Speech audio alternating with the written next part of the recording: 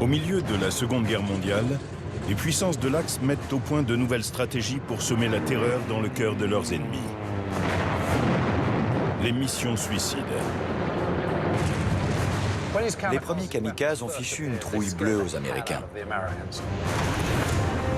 Les Japonais poussent ce concept fanatique à l'extrême, avec des avions de chasse, des super torpilles et des missiles à moteur fusée, tous pilotés par des hommes.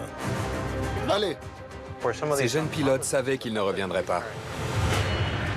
Ils bâtissent des infrastructures top secrètes C'est fantastique. et fabriquent des armes terrifiantes pour commettre le sacrifice ultime. Ceci est l'incroyable histoire des kamikazes.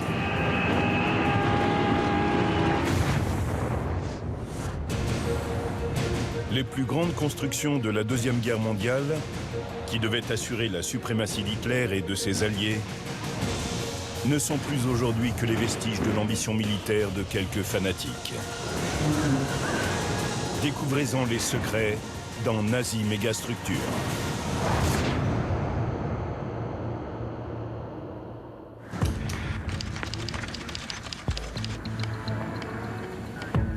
Dans un bunker souterrain du sud du Japon, le vice-amiral Matome Ugaki se prépare à lancer des escadrons suicides sur les forces américaines. Monsieur, Rassemblez les pilotes et les équipages des unités spéciales d'attaque. Il espère empêcher une invasion alliée en déclenchant le plus vaste assaut d'attaques suicides de toute l'histoire. La mission que je vous confie aujourd'hui ne sera pas facile. Mais votre action courageuse et déterminée dispersera même les démons. Vous réussirez. Sa nouvelle arme est un engin équipé d'un moteur fusée.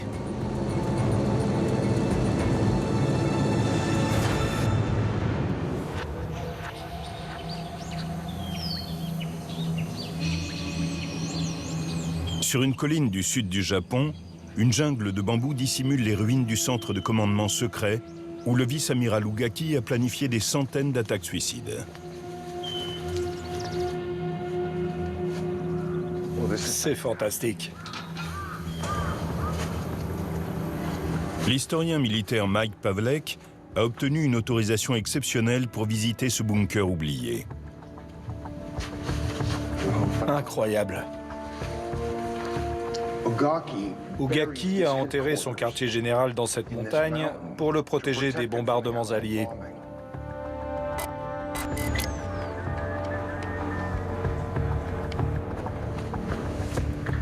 Regardez l'épaisseur de ces murs. Il doit y avoir 90 cm en haut et ça décroît progressivement jusqu'à environ 45 cm sur les côtés. Ça permet à toute la structure d'être à la fois très solide et très sûre. Ce n'est pas un simple bunker, mais une série de caves en béton armé qui courent sur plusieurs centaines de mètres. L'amiral, son état-major, ses secrétaires, avec des cartes, des téléphones, des radios, se trouvaient dans ce quartier général souterrain, d'où ils organisaient toutes les opérations kamikazes contre la flotte américaine.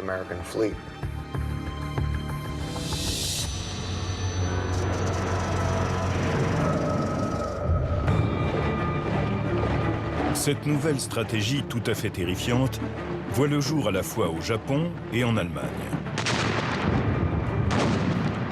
En Europe, Hitler est en train de perdre la guerre et les nazis mettent en place des escadrons suicides. Mus par une fidélité fanatique au Führer et à la mère patrie.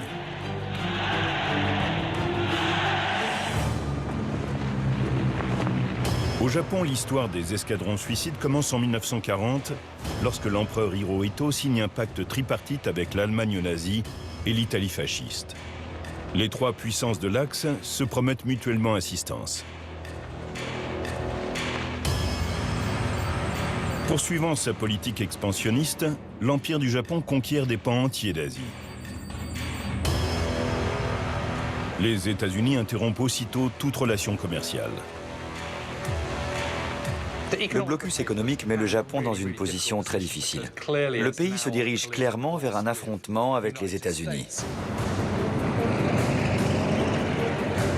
Le 7 décembre 1941, le Japon lance une attaque aérienne surprise contre la flotte américaine à Pearl Harbor, dans l'archipel d'Hawaï.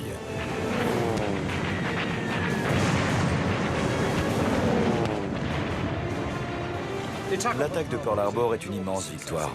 Elle neutralise en partie la flotte du Pacifique et prend les Américains totalement par surprise. Le Japon et ses alliés sont désormais en guerre contre les États-Unis. Mais dans les années qui suivent, le conflit tourne en défaveur des puissances de l'Axe. Le 6 juin 1944, c'est le débarquement. Les Alliés envahissent la France pour libérer l'Europe du joug nazi. Dans le Pacifique, une vaste flotte américaine progresse vers l'ouest. Sa mission, écraser l'Empire nippon. Le 19 juin 1944, Japonais et Américains se font face près des îles Mariannes.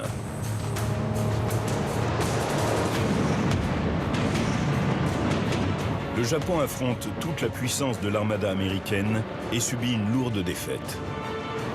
On surnomme cette bataille le tir au pigeon des îles Mariannes. Pour la première fois, l'aéronautique navale américaine s'impose face aux forces aériennes de la marine impériale japonaise.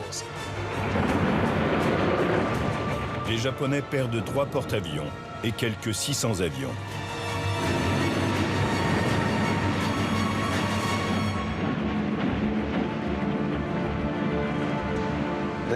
En gros, leur flotte de surface est anéantie.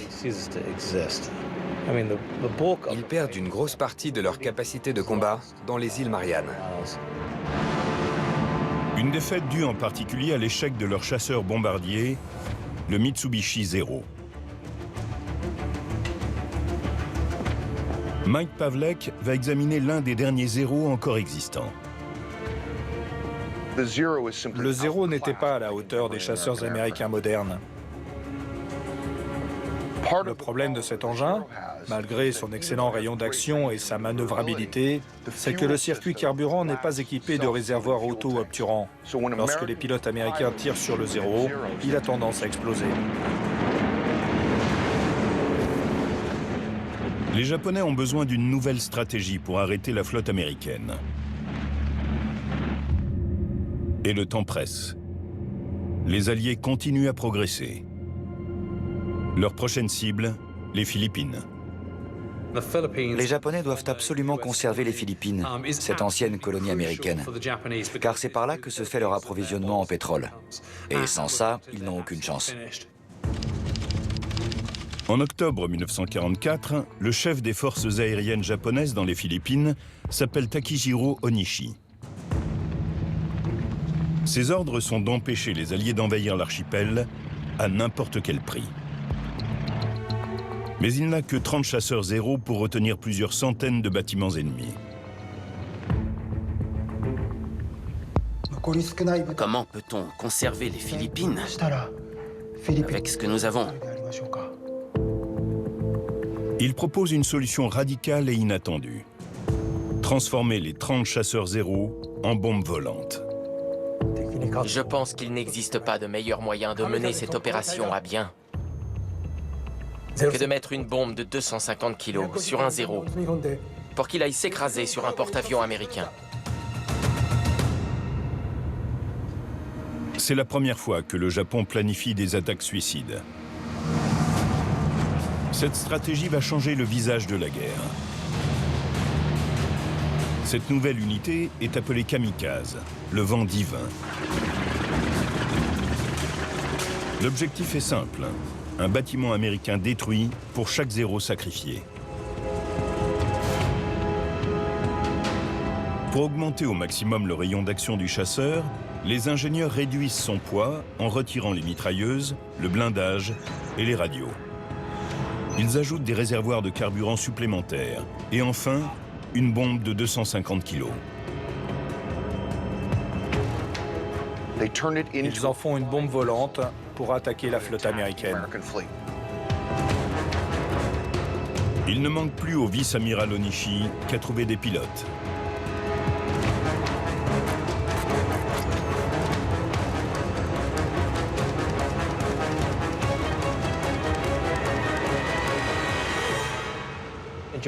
Au Japon, le déshonneur est très grave. Il est très difficile de dire « je ne veux pas mourir pour mon pays » parce qu'on se déshonore et qu'on déshonore sa famille. Beaucoup de ces jeunes soldats devaient rester impassibles. Ils devaient faire preuve de virilité.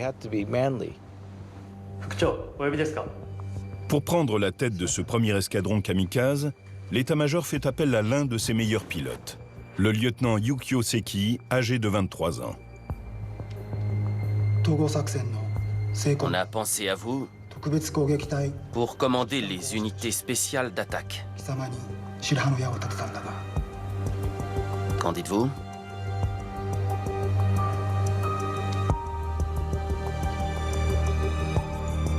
Vous devez absolument me confier cette tâche. Merci. Le jeune homme confie à un journaliste qu'il considère cette mission suicide comme un gaspillage de son talent. Il se prépare malgré tout à une mort certaine et écrit une lettre d'adieu à la femme qu'il vient d'épouser.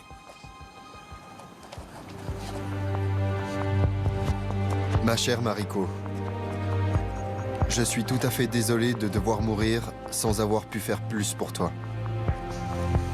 Au moment de partir, je me remémore d'innombrables souvenirs de nous deux.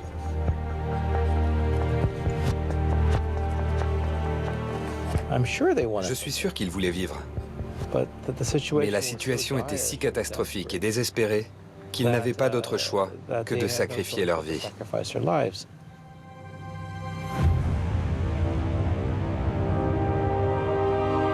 Le lendemain, les nouveaux kamikazes sont prêts à donner leur premier assaut. Vous êtes déjà des dieux, sans désir terrestre. Votre sacrifice ne sera pas vain. Faites de votre mieux.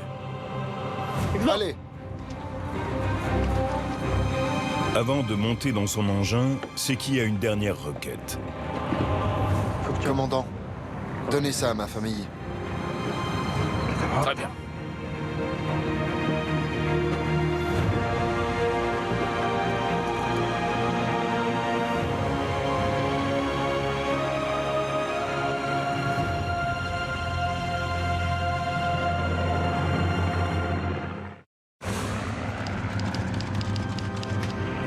Dans la mer des Philippines, la marine japonaise livre une bataille mémorable contre les Alliés.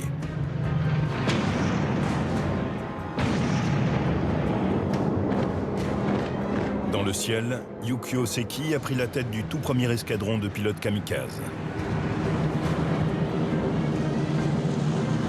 Après 5 jours de recherche, il repère enfin un groupe aéronaval américain. Sa cible principale est là. C'est un porte-avions.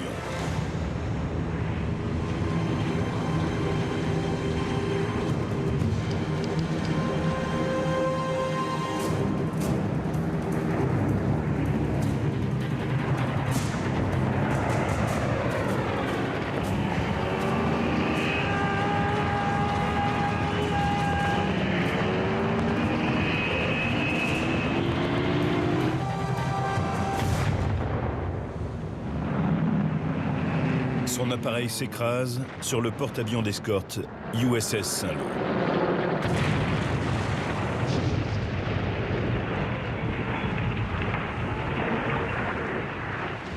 Le bâtiment sombre, avec à son bord 899 hommes. L'attaque dans le golfe de Leyte est un véritable succès, parce qu'ils arrivent à couler un porte-avions, la plus grosse arme américaine qu'ils puissent détruire. Ils font de gros dégâts à 3 autres, et tout ça en ne perdant que 3 avions. Le ratio de perte est clairement en faveur des Japonais. La tactique semble tenir debout.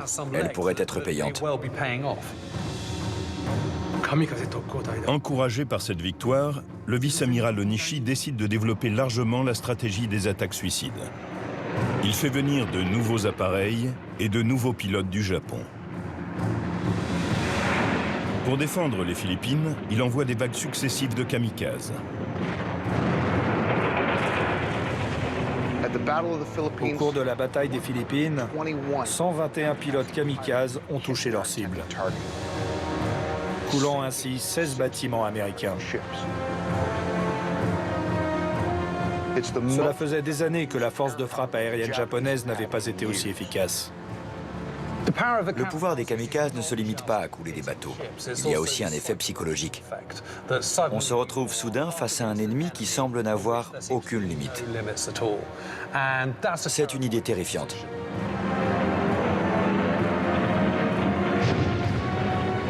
Mais les kamikazes se heurtent rapidement à un obstacle majeur. S'ils parviennent effectivement à endommager et même à couler des navires américains, ils n'ont cependant détruit qu'un seul porte-avions.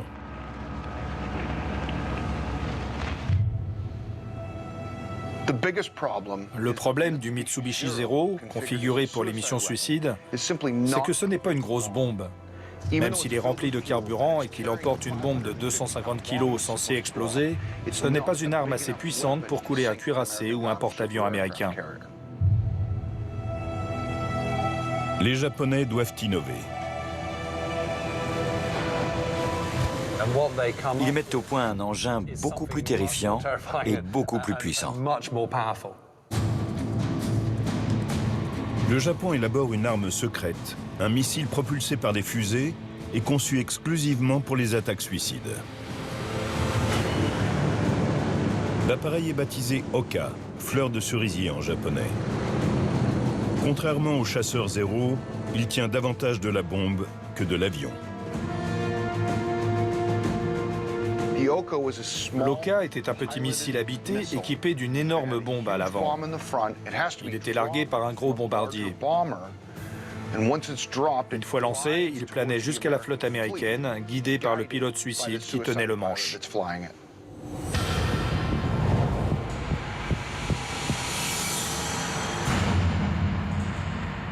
La plupart des Oka ont été détruits. Mais il y en a un en cours de restauration dans un hangar de l'armée britannique.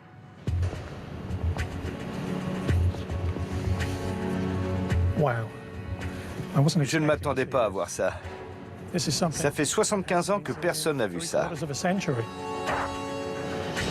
Pour Joe Piccarella, spécialiste des technologies aéronautiques, c'est une occasion unique de découvrir le montage d'origine de l'Oka. L'Oka était entièrement conçu pour transporter une ogive jusqu'à sa cible. Et tout l'avant du fuselage, qui fait entre 170 et 180 cm, lui était dédié. 1200 kg d'un puissant explosif équivalent au TNT. C'était la raison d'être de l'Oka, transporter la plus grosse bombe possible vers la flotte alliée.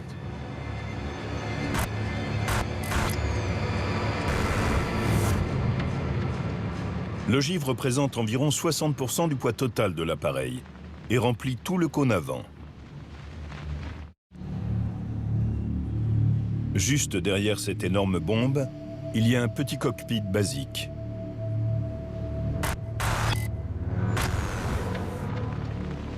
Le cockpit contient le strict minimum au niveau des instruments. Un altimètre, un anémomètre et une boussole. En haut, on a la poignée d'armement d'origine de l'ogive. Un coup sec sur la poignée et l'ogive était armée. On ne pouvait plus revenir en arrière.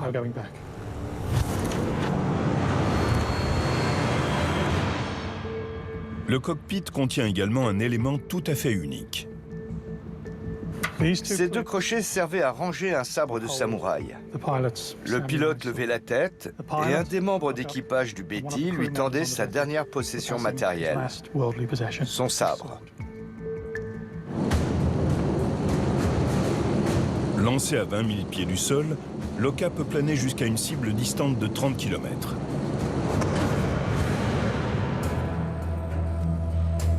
Mais il est également équipé de 3 moteurs fusées à l'arrière. Ils servent à propulser l'appareil à une vitesse suffisante pour lui permettre d'échapper aux tirs ennemis et de percer la cuirasse des navires blindés.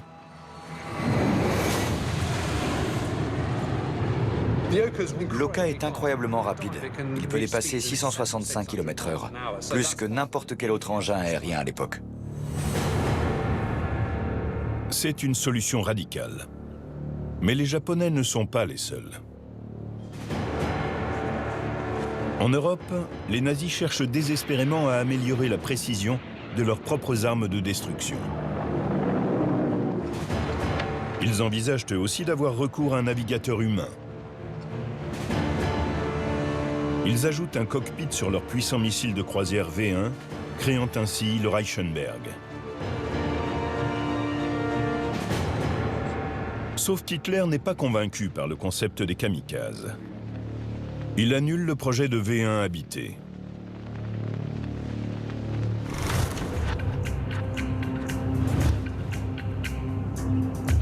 Au Japon, le développement de l'Oka propulsé par fusée se poursuit dans une base de recherche top secrète, située dans la ville portuaire de Yokosuka au sud de Tokyo.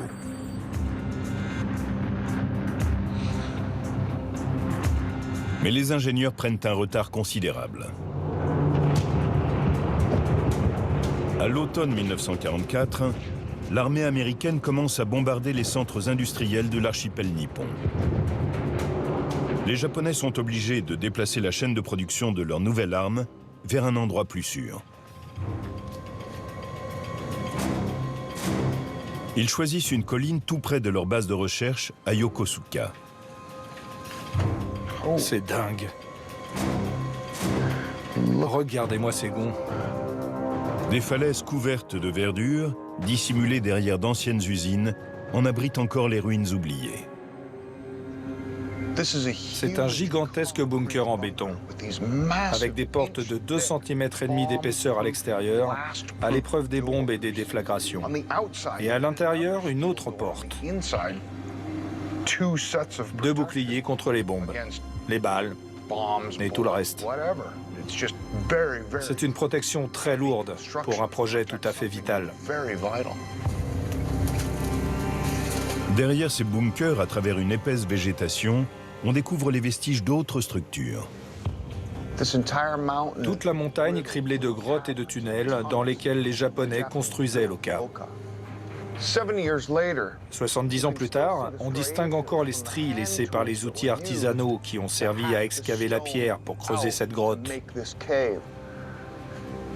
Pour préserver le secret du programme et le mettre à l'abri des bombes américaines, tout le processus de fabrication a été transféré de ces bâtiments exposés, de l'autre côté de la rue, à l'intérieur de grottes comme celle-ci. Non seulement pour fabriquer l'appareil, mais aussi pour stocker ceux qui étaient déjà construits.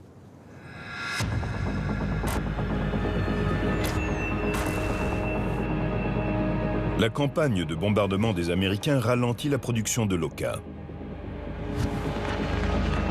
Mais les ingénieurs japonais travaillent en secret sur d'autres armes suicides. L'une d'entre elles attaque non pas du ciel, mais des profondeurs sous-marines. Une torpille habitée.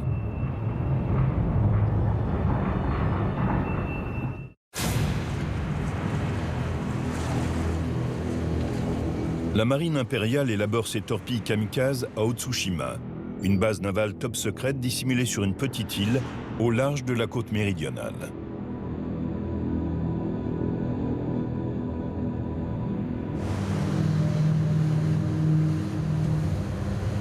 L'historien Toshimi Nohara se rend sur place.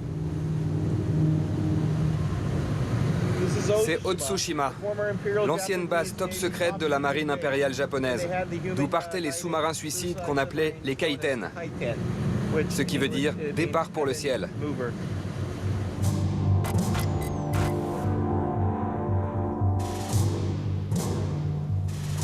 Toshimi Nohara est venu voir les vestiges du site. Une réplique du kaiten rappelle aux visiteurs ce que les Japonais faisaient ici en 1944.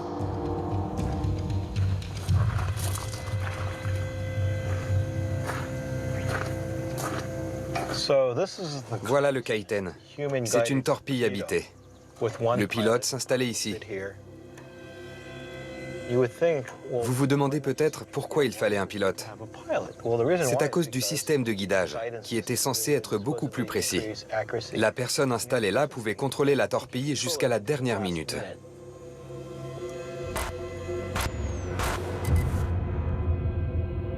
L'ogive de 1500 kg est 30% plus grosse que celle qui équipe le missile Oka. Le Kaiten était conçu pour couler un très gros bâtiment de guerre du premier coup. Il délivrait une énorme puissance. L'un des premiers volontaires pour s'entraîner à manœuvrer la torpille est un adolescent, un certain Yutaka Yokota. Il arrive à Otsushima en septembre 1944. Avant de pouvoir être testée, la nouvelle arme doit d'abord être mise à l'eau.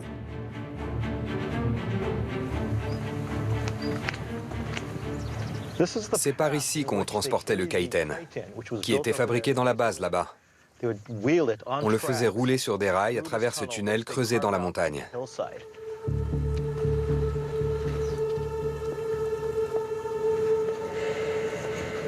C'est très intéressant. On voit encore les traces des rails.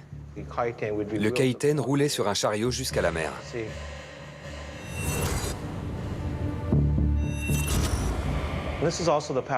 C'est aussi la route qu'empruntaient les pilotes pour se rendre à l'entraînement ou pour aller en mission. Et dans ce cas, ils savaient qu'ils ne reviendraient pas.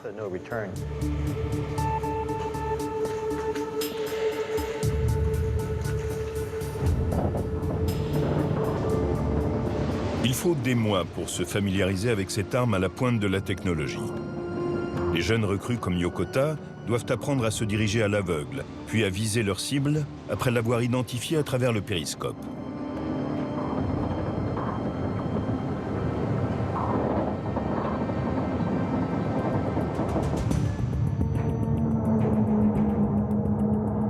Le pilote n'avait pas d'instrument sophistiqué, juste son savoir-faire.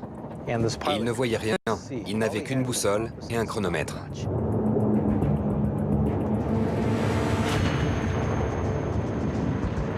Novembre 1944. La marine impériale est en train de perdre sa bataille contre la flotte américaine dans la mer des Philippines.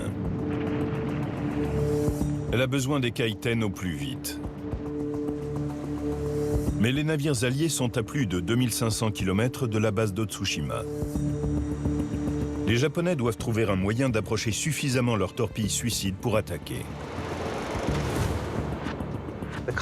Le Kaiten était conçu pour être attaché sur un gros submersible. On en attachait 4 ou 6 sur le pont, avec des courroies. Et ces sous-marins, qui avaient un rayon plus important, emportaient les Kaiten jusqu'à leur cible.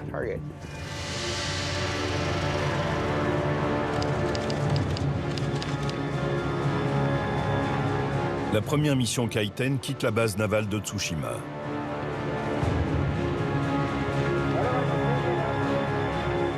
La formation du jeune Yokota n'est pas encore terminée, mais d'autres pilotes prennent la mer. Leur cible, un port de ravitaillement allié situé à plus de 2400 km.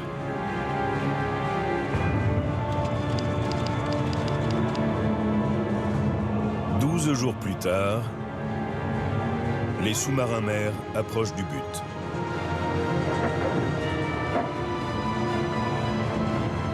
Une fois lancés, les torpilles filent vers une lagune abritée où des centaines de navires américains font le plein de carburant.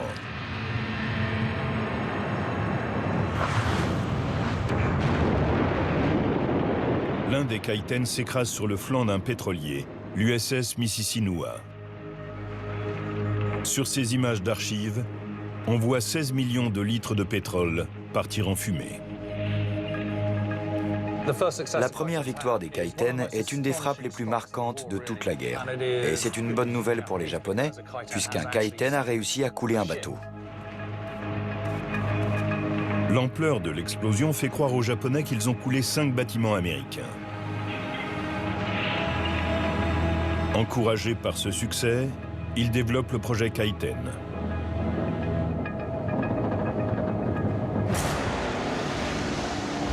Cependant, ils ne sont pas prêts à temps pour sauver les Philippines que les Alliés commencent à libérer en décembre 1944. La vaste flotte alliée remonte maintenant vers le nord, en direction d'Okinawa. Elle se rapproche des îles principales de l'archipel nippon. Mais elle est aussi directement exposée à la force de frappe des kamikazes. Et face aux Alliés, il y a un homme déterminé à semer la terreur de toutes parts.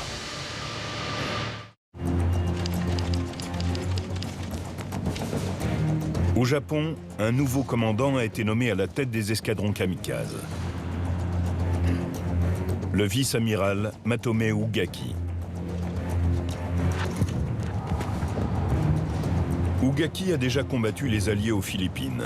Il connaît la puissance de leur flotte.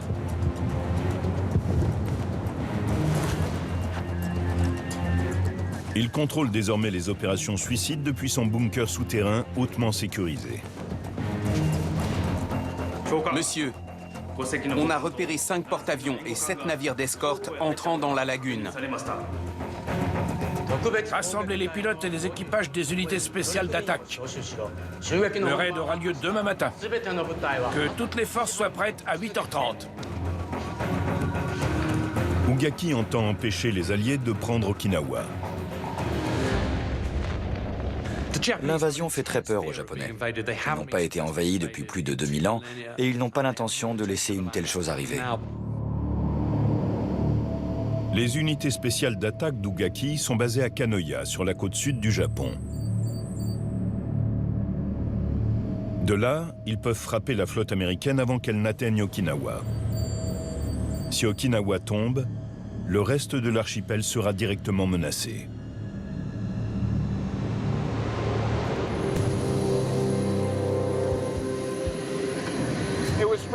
C'est depuis cet aérodrome que l'amiral Matome Ugaki a envoyé ses pilotes suicides attaquer la flotte américaine.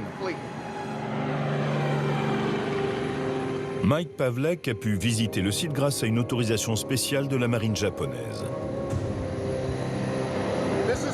C'est l'aérodrome le plus méridional de tout le Japon. Les Américains n'étaient qu'à 800 km, à Okinawa. Les Japonais commençaient vraiment à sentir la pression. Pour sauver son pays de l'invasion, Ugaki va lancer des essaims de kamikazes. Les escadrons décollent sans discontinuer.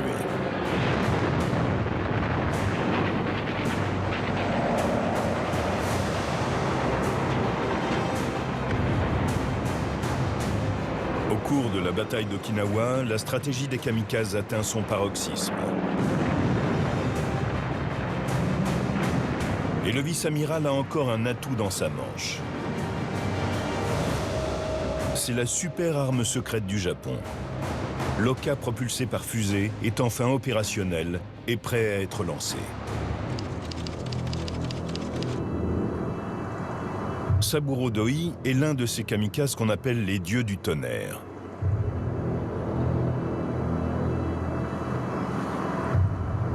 Il boit son dernier saké dans une tasse traditionnelle. La mission que je vous confie aujourd'hui ne sera pas facile. Mais votre action courageuse et déterminée dispersera même les démons. Vous réussirez.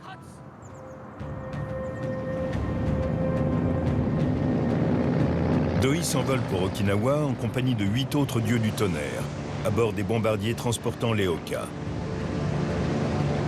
À un peu plus de 100 km au nord-ouest de l'île, l'équipage de Doi repère le premier bâtiment de la flotte américaine, le destroyer USS Manert L. Aberley.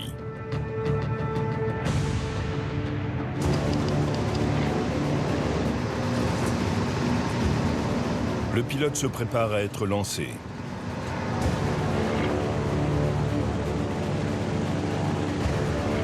À une altitude de 1900 pieds,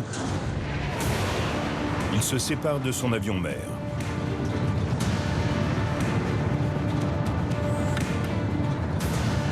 Il enclenche ses fusées. Et filant à plus de 900 km/h, il fonce en piqué sur le destroyer américain.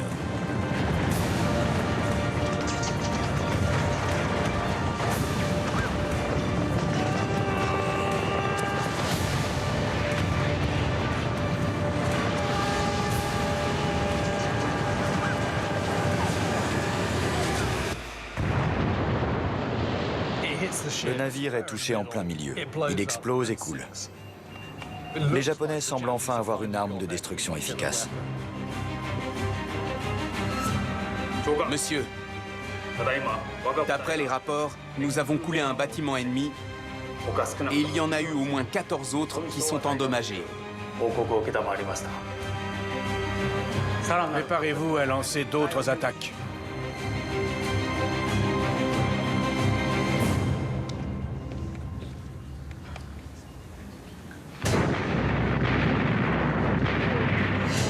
Alors que la flotte américaine poursuit son assaut contre Okinawa, le vice-amiral Matome Ugaki envoie toujours plus de bombes volantes dans les airs. On retrouve la même stratégie désespérée en Allemagne.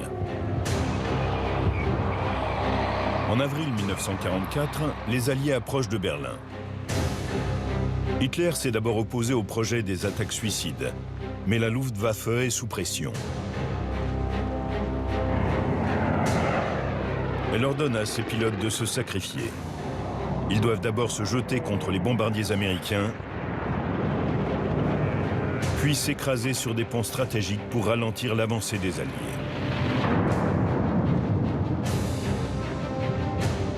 C'est trop peu et trop tard pour les nazis. Berlin tombe.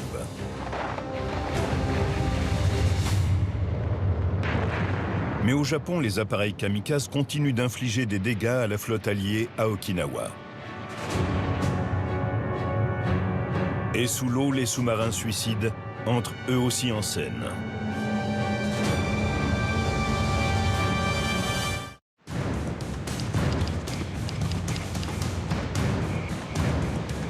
Au large d'Okinawa, un submersible japonais se dirige vers les Américains. Le jeune Yutaka Yokota, qui pilote ce Kaiten, s'apprête à armer sa torpille. Maître Yokota au rapport. Le Kaiten 3 est paré. Après 8 mois de formation, il veut à tout prix contribuer à défendre sa patrie. Je répète. Maître Yokota au rapport. Le Kaiten 3 est paré. Mais il y a un problème. Suite à une fuite d'eau au niveau des câbles, toutes les communications de Yokota sont coupées. Il ne peut être lancé. Je veux partir. Laissez-moi partir. Je trouverai l'ennemi tout seul. Le destin lui refuse cette chance de se sacrifier pour son pays.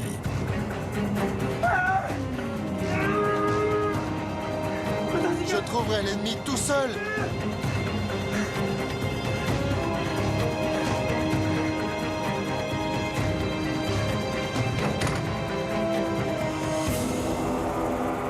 Les Japonais ont déjà sacrifié plus de 5000 pilotes kamikazes. Mais cette nouvelle stratégie a échoué à freiner l'avance des Alliés. Mai 1945. En Europe, l'Allemagne nazie a enfin capitulé. D'autres navires alliés viennent grossir les rangs de la flotte pacifique. Et le 22 juin, les Américains s'emparent d'Okinawa.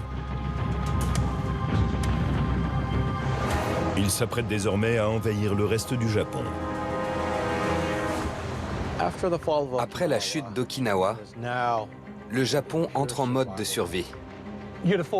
On aurait pu penser que tout s'arrêterait après la chute d'Okinawa et que les Japonais jetteraient l'éponge. Mais non. Ils sont résolus à poursuivre le combat et ils investissent toutes les forces qui leur restent dans la défense désespérée des îles principales. Dans les bases côtières comme Otsushima, la marine japonaise élabore une nouvelle méthode pour déployer ses torpilles sous-marines. Désormais, les Kaiten sont déployés directement depuis la base. On les remorque en eau profonde et de là, ils n'ont plus qu'à se débrouiller pour repérer les bâtiments américains et les détruire. Les Japonais décident aussi de lancer leurs missiles à moteur fusée, les Oka, directement depuis des zones côtières abritées.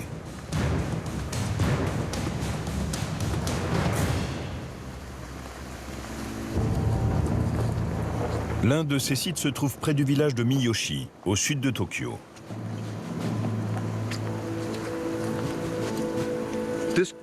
Cette plateforme en béton était la couche inférieure d'un système de lancement terrestre de l'Oka. Par-dessus, il y avait des rails en acier sur lesquels était posé un chariot contenant l'appareil.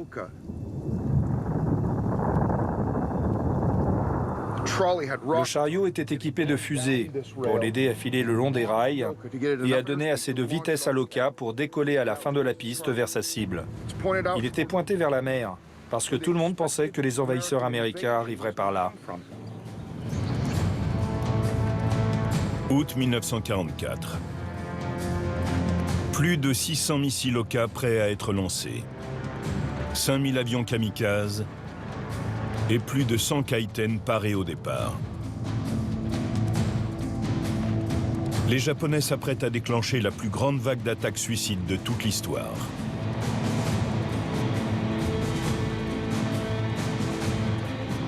Mais ils n'en ont pas le temps.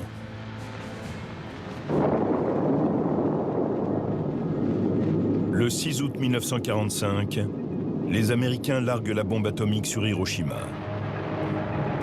3 jours plus tard, ils en lâchent une autre sur Nagasaki. Alors que le Japon avait adopté la tactique d'un pilote suicide pour un bâtiment détruit, les États-Unis ont fait appel à la science pour créer une bombe capable d'anéantir une ville tout entière.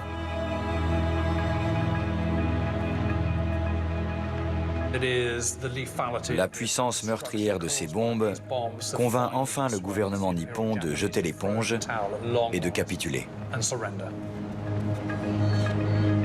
La guerre est terminée.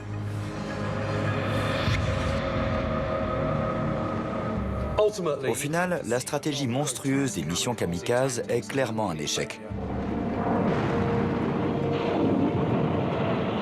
Les chiffres parlent d'eux-mêmes. Il n'y a eu que 51 bateaux coulés, dont un seul porte-avions. 51 bateaux après toutes ces vies perdues, c'est un véritable fiasco, quel que soit le point de vue. Les attaques suicides des Japonais ont fini par échouer, parce que les Américains sont parvenus à inonder le théâtre de la guerre d'hommes et de matériel, et ce à une échelle sans précédent. Au même moment, les Japonais manquaient de tout. De nourriture, de carburant, d'hommes, d'avions, de matériel, de pétrole, tout. Les Américains ont tout simplement écrasé le Japon dans le Pacifique.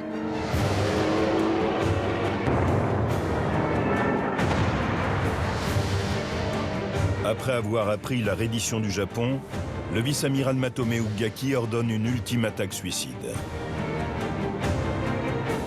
La sienne. Submergé par la honte de la défaite, il décide de mourir de la même façon que ses jeunes pilotes. Il immortalise son départ pour la postérité sur cette photographie. L'officier ne sait pas piloter. Repoussant les frontières du sacrifice, l'un de ses hommes accepte de prendre les manettes de l'appareil.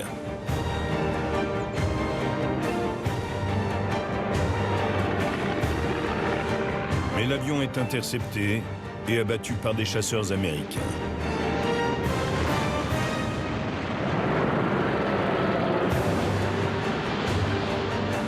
Matome Ugaki devient ainsi le dernier kamikaze japonais.